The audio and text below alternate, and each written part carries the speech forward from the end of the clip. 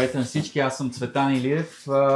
Моята презентация ще започне по-различно, малко негативно, казвайки ви, че до такава степен мразех в един момент да ходя на работа сутрин, че смених държавата с такава, в която се пътува по-лесно. Пак не ми хареса много, в крайна сметка напуснах работа, което не го препоръчвам, не е това решението на проблема, но това пък ми даде така време да размишлявам на това дали не можеш да ходиш на работа по някакъв по-забавен начин, малко примерно да си представиш, че караш уиндсърф или сноуборд, и в крайна сметка стигнах до извода, че може с Винген.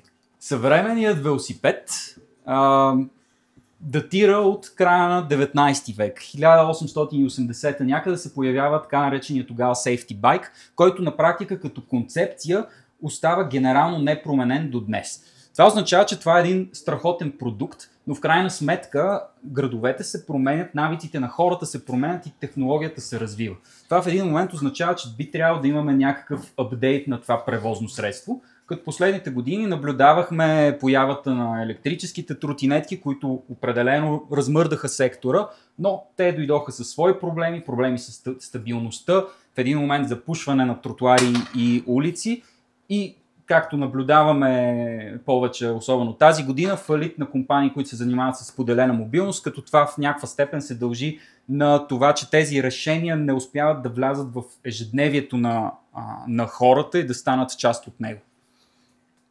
Може да видите обаче Винген тук. Ние създадохме превозно средство, което е направено с цел масовият човек да се чувства добре на него. Да го кара, да бъде лесно за каране, да бъде стабилно. Винген е по-лесен за управление спрямо стандартния велосипед и е много по-стабилен спрямо тротинетката. Това го прави много подходящ за по-голям брой хора, като това може да ускори навлизането на микромобилността реално в ежедневието ни. Пробегът на Винген, той е напълно електрически, достига до 100 км, имаме разни вариации в размера на батерията спрямо нуждите, като това го прави подходящ за градска среда, но и за природата, планината, например. Като предлагаме също по-лесна интеграция на технологии и около него създаваме една екосистема, която за споделена мобилност, която може да го вкара вече в навиците на хората.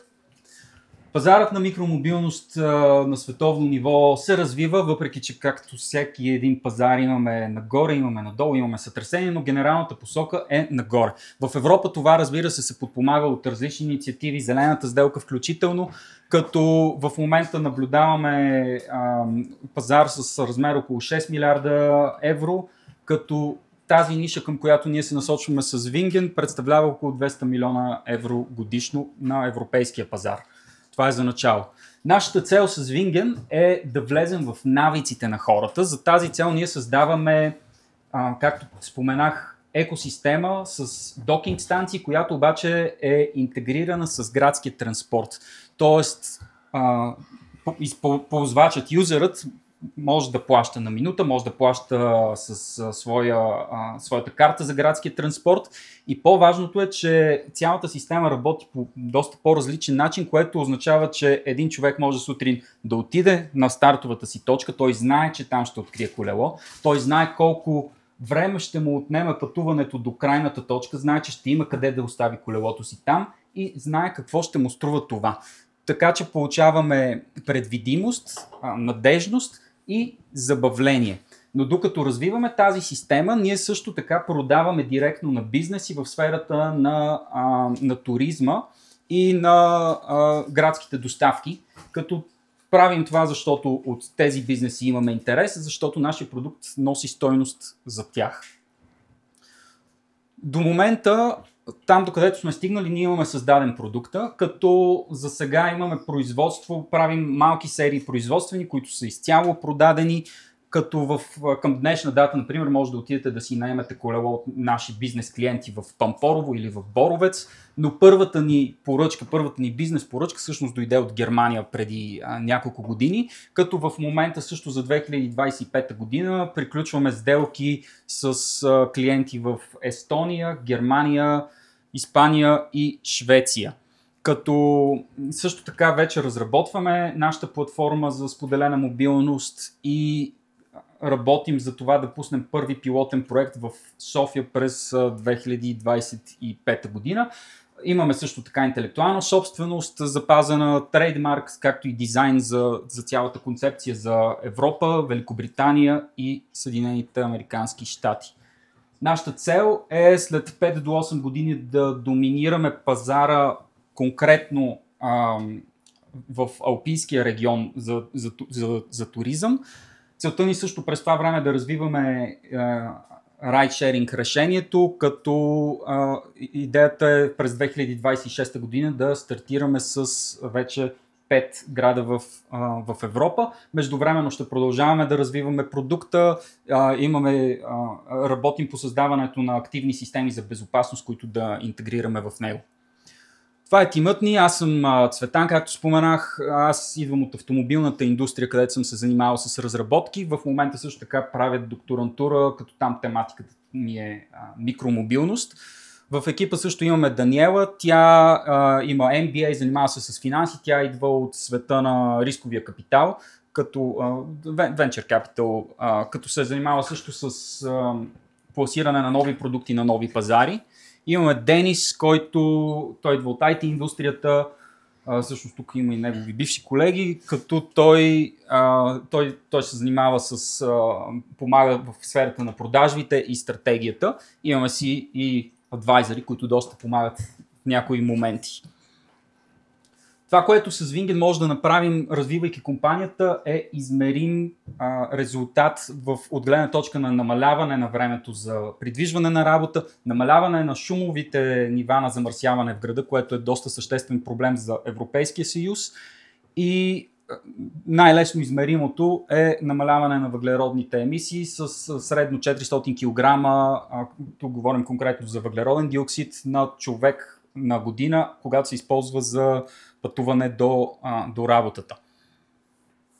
Това, което търсим в момента, е инвестиция от 500 000 евро. Основно, като за момента имаме около 90 000 евро soft commitments, като освен това предстои пускане на проект в платформа за споделено финансиране, equity crowdfunding, като това ще се случи в края на ноември или декември тази година. Целта на тази инвестиция е пълната сертификация вече на продукта за основните пазари Европа, Германия, включително защото там е малко по-различно, Съединените щати, както и завършването на нашата сервизна мрежа и на самия производствен цикъл, тъй като там имаме аутсорсване на производството.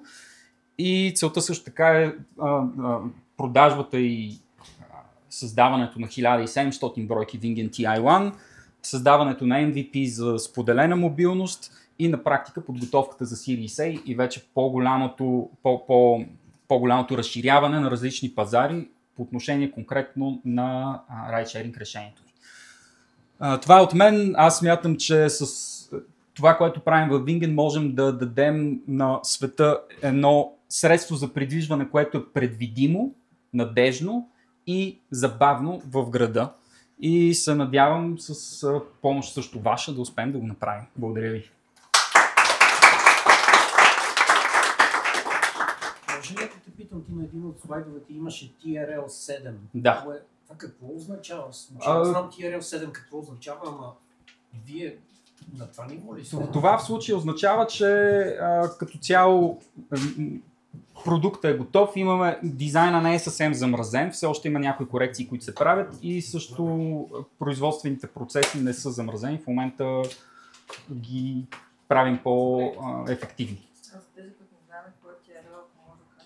Technology Readiness Level на практика от 1 до 9, ако не се лъжи, или 10, където накрая вече е серийно производство, масово продажби.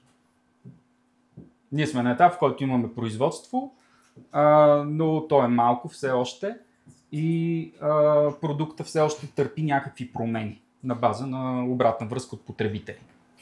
Понеже казах, че сте номер 1 в алпийските пътешествия, каквото този продукт е по-добър, отколкото друг вид мобилност, трябва електрично параволи. Значи, тук мога да дам точно пример, точно от първия ми клиент в Германия, който беше изключително така въодушевен. Аз никога не бях виждал толкова радостен германец, колкото него в момента, в който ни откри. защото такъв точно продукт няма. Те имат колела за downhill, такива, нали, по-екстремни, защото има хора, които търсят това. Но при тях ходят семейства с най-различна физика, например, които искат нещо по-лесно, те искат да се разходят по-мързеливо.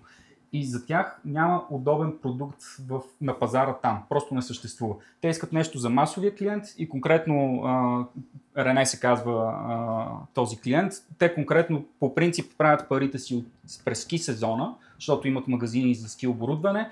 Ски сезона обаче, за съжаление, става по-кратък и те гледат как да удължат, да имат приходи и лятото, да си запазят персонала и гледат нещо за масовия клиент. Спомена тестове в доста държави. Можеш ли да споделиш как започнахте отношения с тези потенциални клиенти и докъде са? Ами, от чужбина за момента всички потенциални клиенти сами ни намират. За момента това е положението. През Instagram, Facebook, може би участвали сме на Eurobike преди няколко години, но мисля, че оттам нямаме директен контакт, така че те ни намират. Правим някакви срещи, след което, ако, нали, бизнесът е достатъчно голям и имат интерес, изпращаме им семпли, които те да ползват за някакво време и оттам вече продължаваме с разговорите напред. А стратегията за бъдеще? Стратегията, значи, по отношение на бизнес клиенти, целта ни всъщност и част от инвестицията да направим sales team, който все пак вече да се занимава по-активно с търсене на клиенти, конкретно в Алпийския регион. Но това е по отношение, нали, на директните B2B продажби, защото иначе потенциал, който виждаме в райдшеринга, е доста сериозен. А колко голям вашия екип? 3 човека сме. Аз съм в момента, точно аз съм единствения фултайм, като имаме също в производството от време на време 2 човека, но това е... Идеята не е ние да произвеждаме, идеята е ние да аутсорснем, но на този етап, докато продуктът все още не е абсолютно замразен, е по-добре производството да е локално, за да може да правим бързи корекции.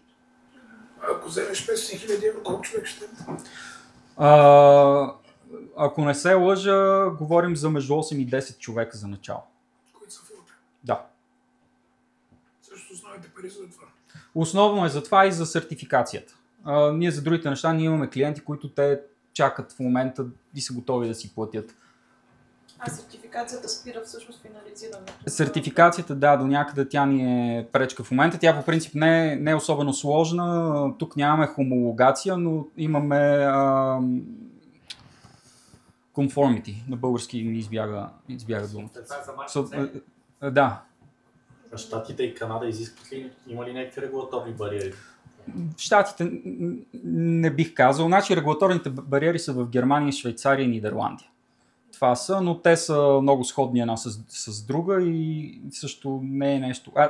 Говорил съм вече там и с TÜV и с всъщност други бизнеси, които правят нещо подобно, т.е. минават през подобен процес. Така че не е някаква съществена пречка. Понеже казах, че има доста голям потенциал в райдшеринг. Да. Вид с това, което ти започна, че всъщност има компания, да ще входира в тази телепит и смяна. Не, всъщност това дори, сега съжалявам, нали, ама дори ми харесва до някъде, защото според мен в райдшеринга специално се появиха компании, които продукта и услугата, която предлагат, тя не успява да влезе в навиците на хората. Което толкова не влезе в навиците на хората, няма как да е успешно дългосрочно. Аз лично моето мнение особено за ползването на споделени тротинетки беше, че това е нещо, някакъв бизнес, който някой просто се опитва да направи много пари, някой е успял, други са фалирали, но не е решение на проблема. Добре, каква е разликата между тези тротинетки? Нали, винген, аз питам съвсем така за разбиране. Разбира се, да. Сега, разликата, при нас имаме нещо като хибрид между велосипед и тротинетка. В Алпийския регион точно дори му казват тротибайк, там си имат специален термин. Като голямата разлика е, че ако карате това, шанса да си щупите зъбите е много малък. Същия като Не е изобщо същия като тротинетка, много по-стабилно е, много по-лесно се кара. Отделно има и други позитиви, като по-висока енергийна ефективност, но основното е, че много по-стабилно и по-сигурно се чувства човек. И това е на база на... Първо на база на геометрия и Ако инженерна наука, но второ на база на обратна връзка, която ние сме получили от стотици хора, които са тествали, с които сме разговаряли. Колко струва? Цената за бизнес клиенти в момента е между 1200 и 1600-700 евро. Има така сравнително голяма разлика, защото на този етап ние малко отговаряме на техни конкретни изисквания. Например, в Естония клиентите искаха доста по-голяма батерия, така че варира цената, но 1200-1700 евро. Какво значи бизнес клиент? Бизнес клиенти са или хотели, например. Има хотели, които купуват за гостите си. Имаме магазини за ски оборудване в курортите, които предлагат през лятото колела под наем. Има и други, които са си изцяло бизнес за отдаване под наем на продукти, на колела в сферата на туризма. Тези клиенти до сега са ви намирали вас, а вие не сте ги търсили? Точно така. До момента, излагах ви, имаме един хотел, където ние сме се свързали с тях, хотел Орбита в Благоевград. Ние се свързахме с тях, те след това си поръчаха. Колко бройки имате реализирани? 40-тина. Това е през миналата година. Като сега за следващата година в момента водим преговори за около 200 бройки с конкретни клиенти. Излизаме малко от регламента вече, тук Да. стана дълго интервю. Добре, благодарим. Аплодисменти. Yes.